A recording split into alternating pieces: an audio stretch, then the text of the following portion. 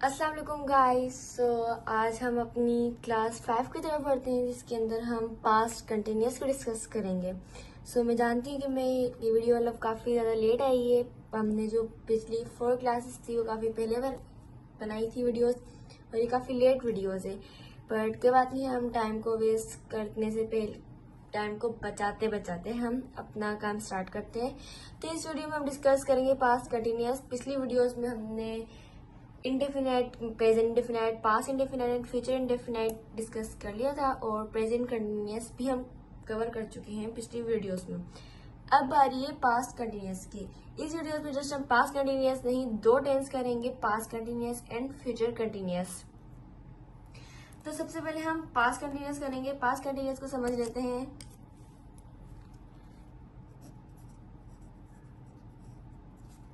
Past continuous tense. क्योंकि ये video बहुत ज़्यादा लेट आ रही है और हो सकता है आप लोग पिछला भूल चुके हों, तो हम पहले पिछले का रिवाइज कर लेते हैं। सबसे पहले हमने इंडेफिनाइट करा था। इंडेफिनाइट का मतलब होता है सादा जुमला, यानी ये बिल्कुल सादा जुमला होता है जिसकी सिंबल होती है ता, ती, ते। और इसमें हमने ये भी पढ़ा था कि प्रेजेंट इंडेफिनाइट के जो अफर्मेटिव टेंस होता है उसमें अगर हेल्प वर्ब यूज नहीं करते हैं, और अगर सिंगुलर सब्जेक्ट है तो उसके साथ हम वर्ब के साथ हम ईएस या एस के इजाफा करते हैं। पास्ट इंडेफिनाइट टेंस के अफर्मेटिव में हम हेल्प वर्ब यूज नहीं करते और फर्स्ट फॉर्म की जगह सेकंड फॉर्म यूज करते हैं, जबकि नेगेटिव इंटरोगेटिव में फर्स्ट फॉर्म ही यूज होती है। खैर, अब हम आगे बढ़ते हैं और इंडेफिनाइट हम कर चुके हैं। अब हम कंटिन्यूस डिस्कस कर लेते हैं। कंटिन्यूस हमने प्रेजेंट में भी समझा था कंटिन्यूस क्या है। इस तरह इंडेफिनाइट बिल्कुल सादा जुमले को कहते हैं, लेकिन कंटिन्यूस थोड़ा चेंज है। हम प्रेजेंट कंटिन्यूस की वीडियो में भी डिस्कस कर चुके हैं कंटिन्यूस, लेकिन रिवीजन कराते हुए हम अब फिर डिस्कस कर लेते हैं कंटिन्यूस को। सबसे पहले हम तारीख लिख लेते हैं। आज तारीख है 30 जुलाई, और काफी लेट ये वीडियो आ रही है क्लास 5 की, तो मैं आप लोगों से माजरत खा हूँ। खैर, कंटिन्यूस का मतलब होता है जारी, यानी कि कोई काम भी जारी है, जो काम जुमले में कोई काम हो रहा हो वो इनकम्प्लीट हो। अगर प्रेजेंट की बात हो रही तो ये वो हाल में इनकम्प्लीट, यानी हाल में वो जारी है। और अगर पास्ट की बात हो रही है तो इसका मतलब कि वो काम माजी में जारी था। और अगर फ्यूचर की बात होगी तो इसका मतलब है कि वो मुस्तकबिल में जारी है।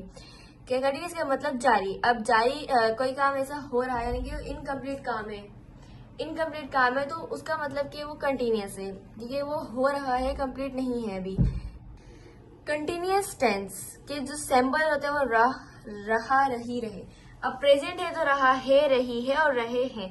लेकिन यह बात हो रही है पास्ट की, तो पास्ट यानी माजी, माजी वो वक्त जो गुजर चुका है। तो अगर पास्ट की बात हो रही है तो उसका था, थी, थे लगा देंगे। सिंबल इसके होंगे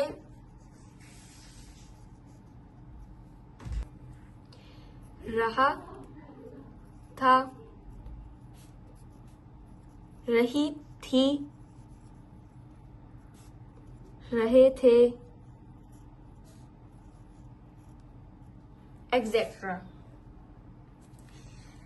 अब इस सिंबल से हम पहचान लेंगे रहा था, यानी रहा था, यानी हम कुछ भी जुमला बना लेते हैं, जैसे कि अली काम कर रहा था, अली काम कर रहा था। इसमें ये नहीं बताएगा कि उसका काम कंप्लीट हुआ या नहीं हुआ, वो काम कर रहा था, यानी कि वो काम उस वक्त कर रहा है लेकिन वो उसका काम कंप्लीट नहीं हुआ। लेकिन मैं था रहा, इसका मतलब ये बात पास्ट की हो रही है कि अली पास्ट यानी माजी में वो काम कर रहा था। अब वो कब कंप्लीट हुआ, मेरी बात क्या नहीं पता। कंटिन्यूस यानी कि इनकम्प्लीट, तो ये रहा कंटिन्यूस। और अगर था है तो पास्ट, तो इसके इस सिंबल बन गई पास्ट कंटिन्यूस की, से हमें पता चल जाएगा कि पास्ट कंटिन्यूस का टेंस है। किसी भी जुमले के आखिर में रहा था लिखा हुआ या रहा, रही थी, रहे थे, जो भी एक्सवाइजेड, वो उसका मतलब हो कि वो सेंटेंस पास्ट कंटिन्यूस का है, क्योंकि अब रहा कंटिन्यूस का सिंबल, था पास्ट का सिंबल, तो पास्ट कंटिन्यूस बन गया। अब हम इसका आगे देख लेते हैं। इसके सिंबल है कि सिंबल से हम जुमले की पहचान करते हैं कि किस तरह से वो जुमला, मतलब क्या सिंबल्स होंगे कि वो जो हमें पता चले कि जो ये जुमला है ये किस टेंस का है। तो इन सिंबल्स के जरिए हमें पता चल जाएगा कि जो जुमला है वो पास्ट कंटिन्यूस का है। अब हम उसे इंग्लिश में भी ट्रांसलेट करेंगे, तब आगे देख लेते हैं। रही बात अब उसके पहले हम हैप्पी वर्ब देख लेते हैं।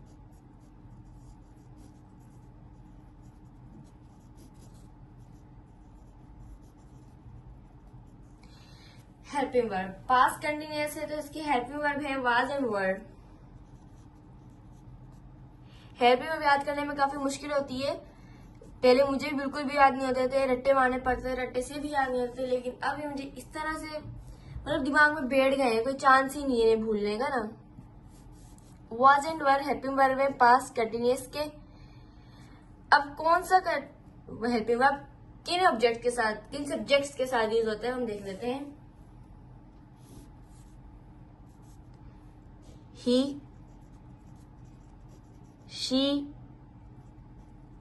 It, I and singular subject. Singular subject ये भी सारे सिंगुलर है, लेकिन सिंगुलर इसलिए लिखे हैं कहीं किसी का नेम आ जाता है, जैसे अली काम कर रहा है, अली यानी एक बंदा है, यानी कि वो सिंगुलर है, तो ये इस तरह के सिंगुलर सब्जेक्ट्स के मुतालिक है। बता ये भी जो सभी सिंगुलर ही है।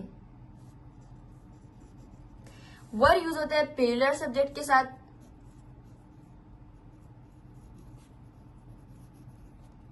जैसे कि दे यानी वो खेल रहे हैं।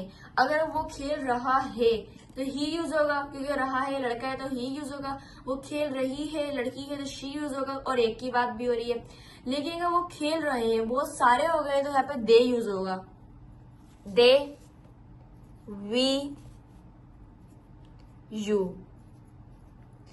तो ये सब्जेक्ट्स हैं, ये हैं सिंगुलर सब्जेक्ट्स, ये हैं plural subject.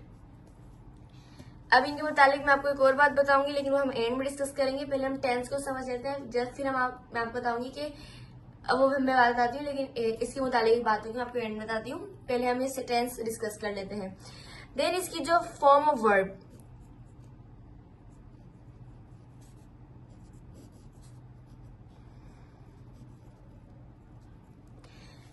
Form of verb जैसी बात है, कंटिन्यूअस काम है, यानी कि जो कंटिन्यूअस टेंस है उसकी फॉर्म ऑफ वर्ब होती है फोर्थ फॉर्म।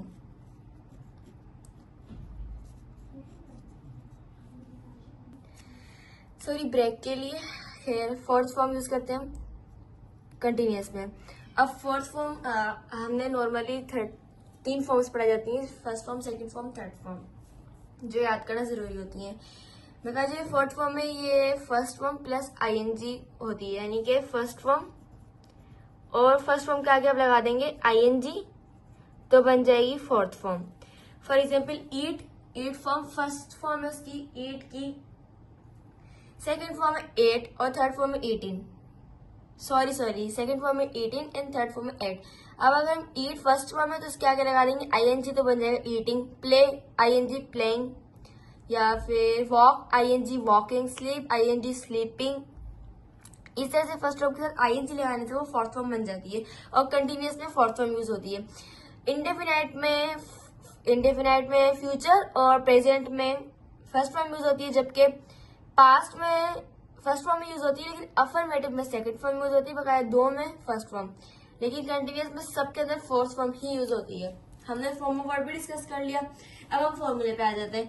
फॉर्मूला वही है जो सब में था,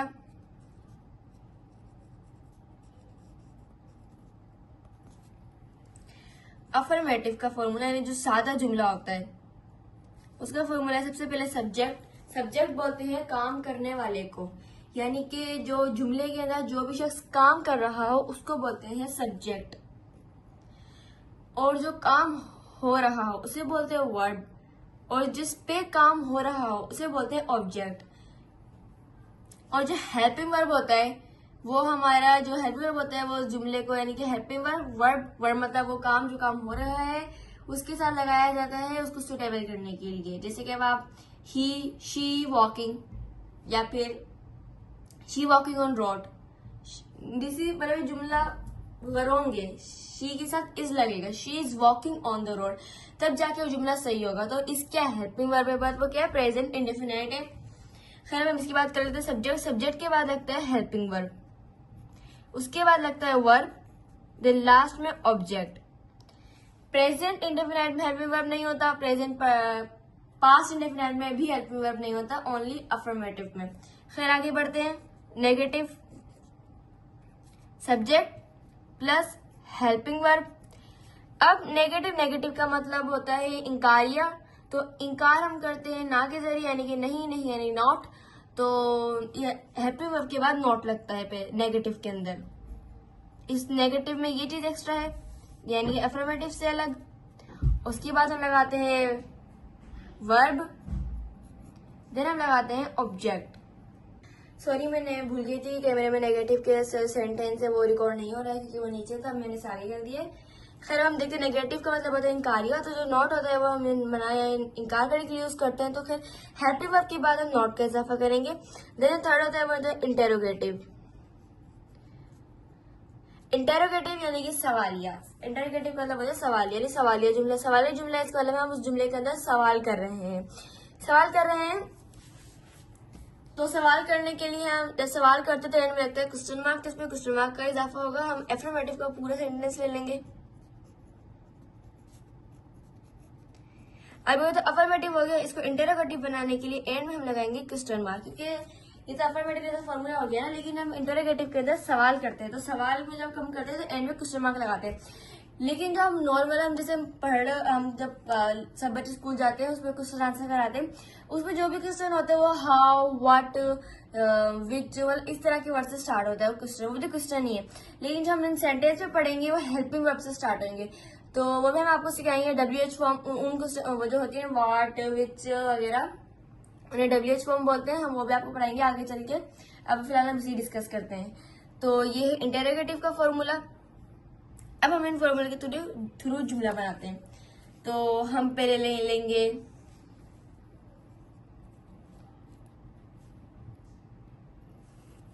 जुमला, ले लेते हैं। नंबर 1, माँ अपने बालों को कंघा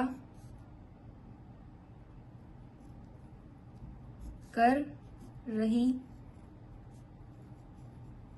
थी। अब मैंने ये बड़ा जुमला भी लिया है और थोड़ा सा हार्ड डिफिकल्ट जुमला भी लिया है, वो इसलिए क्योंकि देखें मैं खुद भी यूट्यूब चलाती हूँ, तो जब मैं इस तरह की वीडियोस देखती हूँ तो इजी जुमले ले लेते हैं। वो काम कर रहा है, वो खाना खा रहा है, वो सो रहा है, तो ये इजी जुमले तो कोई भी कर ले। लेकिन स्टूडेंट्स होते हैं, हमारे स्कूल में भी ऐसा होता है, स्टूडेंट्स होते हैं वो इस तरह के जुमले उन्हें बनवाते हैं, लेकिन टेस्ट में वो इतने बड़े बड़े जुमले, मुश्किल जुमले ले लेते हैं, फिर बच्चों को वो आते नहीं है। भाई तुमने इजी जुमले सिखाया और टेस्ट में तुम इतने मुश्किल ले रहे हो। तो मैंने सोचा कि मेरी ये सोच है, लेकिन मैंने अपनी वीडियोस में खुद इजी जुमले ले रखे हैं, तो मैंने सोचा अब मैं भी मुश्किल जुमले लूँ ताकि फिर बच्चे को आए तो सही। तो इसलिए मैंने इस बार लंबा भी और मुश्किल जुमले लिया है। खैर, हम इसको बनाते हैं। ये अगर हमें फॉर्मेट के जरिए बनाया और हमें सब helping verb, form of verb, sample, formula याद हो तो हमें कोई मुश्किल नहीं है। खैर, हम बनाते हैं इस जुमले को। सबसे पहले इस फॉर्मूला हम अफर्मेटिव बनाएंगे, तो अफर्मेटिव जो है उसका फॉर्मूला है, सबसे फॉर्मूला के सबसे पहले आता है सब्जेक्ट वो होता है जो काम कर रहा हो। तो यहाँ पे हम जुमला पढ़ेंगे और बताएंगे काम कौन कर रहा है। माँ अपने बालों को कंघा कर रही है, यानी यहाँ पे माँ काम कर रही है। कहाँ सब, यानी कि जो सब्जेक्ट हुआ वो माँ हुई। माँ को इंग्लिश में बोलते हैं मदर।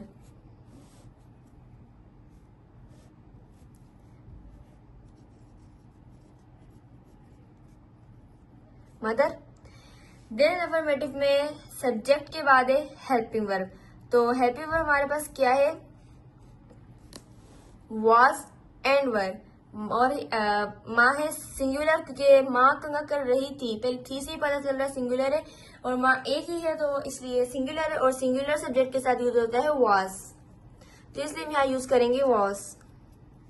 Mother was. अब अफर्मेटिव में सब्जेक्ट भी हो गया, हेल्पिंग वर्ब भी हो गया। देन अब आती है वर्ब की बारी। वर्ब होता है काम, यानी जो भी काम हो रहा हो। तो यह हम जुमले में देखते हैं क्या काम हो रहा है। माँ अपने बालों को कंघा कर रही है, यानी यहाँ पर कंघा कर रही है, कंघा किया जा रहा है, तो यहाँ ये वर्ब है। कंघा करने को बोलते हैं कॉम्ब करना, तो इसकी फर्स्ट फॉर्म होगी कॉम्बिंग।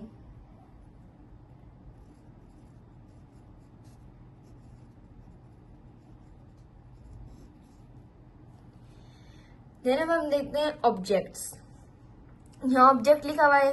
ऑब्जेक्ट वो होते हैं यानी जिस पर जुमले में जिस पे भी काम हो रहा हो। और माँ अपने बालों को कंघा कर रही है, यानी बालों को कंघा किया जा रहा है, कर कंघा मार रही है, हो कंघा रहा है, और किया बालों पे जा रहा है, यानी सब्जेक्ट माँ हुई, वर्ब कंघा करना हुआ, और ऑब्जेक्ट बाल हुए। तो बालों को इंग्लिश में बोलते हैं hairs. Mother was combing hairs. No, ये जुमला सही नहीं लगेगा, इसलिए हम यहाँ पे मतलब सुटेबल करने के लिए हर लगाएंगे, क्योंकि यहाँ पे अपने भी यूज हो रहा है। माँ अपने बालों को कंघा कर रही है, तो mother was combing her hairs. अगर ऐसा होता कि वो अपनी बच्ची के मतलब अपने बेटी के बालों को कंघा कर रही होती या किसी और की बालों को कंघा कर रही होती तो हम वो कुछ और यूज करते, लेकिन वो अपने बालों को कंघा कर रही है, तो यहाँ यूज होगा mother was combing her hairs.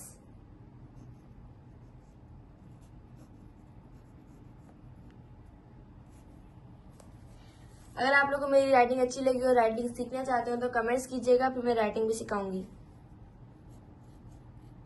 Negative बना लेते हैं। नेगेटिव में जस्ट हमें वर्ब और हेल्पिंग वर्ब के दरमियान नोट लगाना है। तो ये हेल्पिंग वर्ब है, ये वर्ब है, इसके दरमियान में हमें नोट लगाना है।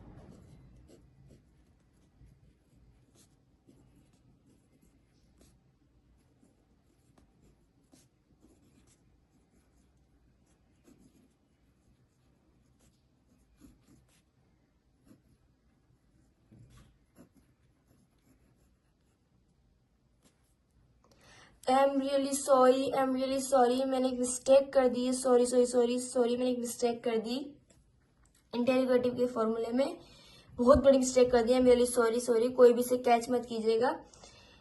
सब्जेक्ट बाद में आते हैं, हेल्पिंग वर्ब पहले आते हैं। मैंने अभी आपको बताया WH फॉर्म का कि WH फॉर्म वाले हम क्वेश्चन देखते हैं, लेकिन टेंसेस में हम हेल्पिंग वर्ब में यूज करते हैं पहले क्वेश्चन के लिए। सॉरी, मैं यहाँ गलती कर दी है, हेल्पिंग वर्ब पहले आएगा। हेल्पिंग वर्ब आएगा देन सब्जेक्ट आएगा। पहले हेल्पिंग वर्ब आएगा, फिर सब्जेक्ट आएगा, फिर वर्ब आएगा, फिर ऑब्जेक्ट आएगा। हेल्पिंग वर्ब हम यहाँ यूज करते हैं। सॉरी, तो अब हम इंटरोगेटिव बनाते हैं। सबसे पहले हेल्पिंग वर्ब आएगा, हेल्पिंग वर्ब है यहाँ पर वॉज, हम वॉज लिखेंगे। देन सब्जेक्ट यहाँ पर मदर है। देन वर्ब यहाँ पर है कॉम्बिंग।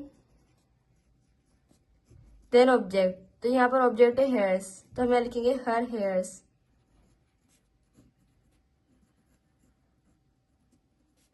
देन क्वेश्चन मार्क, हमने जुमला बना लिया। अब इसी तरह आप इस पैटर्न से रोजाना अगर 5 जुमलों को भी प्रैक्टिस करेंगे तो इंशाल्लाह आप लोगों को जल्दी जल्दी टेंस आ जाएंगे। और ये बहुत इजी है, शुरुआत में मुश्किल होगी लेकिन बाद में जाकर आप लोग को आ जाएंगे। ये बिल्कुल भी मुश्किल नहीं है, आ जाएंगे अगर आप रोजाना प्रैक्टिस करें। और प्रैक्टिस करके आप कमेंट में टाइप कर दीजिएगा, फिर मैं बता दूंगी आप लोगों ने सही किया या गलत।